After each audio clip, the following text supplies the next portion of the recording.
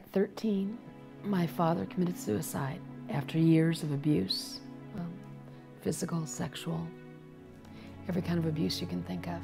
What led up to that in your relationship with him? From the time that I was young, I don't even have the memories to go back that far, but he had been an alcoholic and he had violated every parent-child boundary that there should be. And he physically beat us, tried to kill us. There's 4 girls. And I was the main target because I was the youngest. The last time I saw my father was on Christmas. And at that point, I could see that he was just evil and wicked, and there was just so much there that I said, why don't you just go kill yourself? You keep threatening to. And he left that day, and later I found out he had hung himself in the motel. Describe a moment with him that you felt was the most vulnerable for you. I don't know how I can describe what was the most vulnerable because there was so many, but a couple in particular is I was in the bathroom in our house, in the shower, and my mom was absent in so many ways that she didn't believe or didn't want to hear or didn't want to absorb what was going on. And I was in the shower, and the next thing you know, he had picked the lock and came in there naked. And I came running out, yelling and saying, how can you deny this? He's in there. Go look, you knew I was in the shower, and he's in there. And my mom walked back and saw him in the bathroom naked, and the light went on for her, that something had to be done. What did you do at that point? I started getting, my anger was taking over. I was getting more callous and more determined, and I thought, I can't be this victim. And again, at that point I was 13. This had been going on for years, where he would sneak into my bedroom and would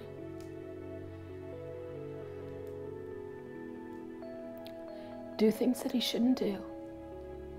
But as a little girl, I remember too, when I was scared at night, I would go back into my parents' bedroom and climb in on his side, because it became a normal. There was comfortableness there, normalcy in a sick way. But finally, at that age, I was strong enough to say, you can't do this to me anymore. So I remember one night he would take his pants off and hang them on the bedpost. And inside he would leave his wallet in there. And I thought, I have to get him back. I have to do something. And I went in the middle of the night and pulled his wallet out and took all his money and put his wallet back in, and it was in his bed. On the bedpost. And the next morning he came out, and I stood there with his money, flashing it. And he looked at me, he goes, what are you doing with that? And I said, it's your money, I don't want it. Take it. And I could see him being enraged. He said, what are you doing? And I said, I just want you to know that I can be in your head when you're sleeping. And the next time I'll have a baseball bat. Because you gotta sleep sometime. And when you're sleeping, I'm gonna be awake. And I said, if you touch me again, I will be in there with a baseball bat. What was the healing process that you had to go through to really see a victory in your life? First and foremost, getting in a safe place. I've been in a lot of different church settings, a lot of different religious type environments, and none of those were safe. I had to get to a level of transparency. And that came starting at the Rock when I started going to worship. Okay, it was a different kind of worship. It was a sweet, soothing kind of worship, where God started softening the callousness of my heart. Then there was some people that I allowed to get in and allowed to touch me, one of them being Susie.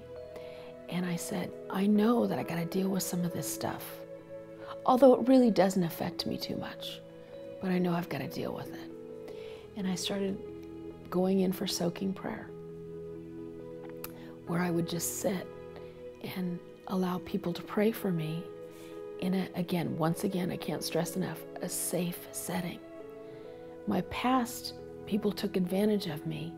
In that setting, people came to give to me and started getting prayed for and asking the healing power of the Holy Spirit to come in and soothe some of those wounds. How has God opened up doors for you to reach out beyond yourself to help someone else? Well, knowing what I've been through and realizing now that healing can come, it's necessary and it can come, God has been able to use me in a variety of situations with young girls, group home girls that have been abused in many ways, where God has called me to minister to them and allow my transformation to give them hope.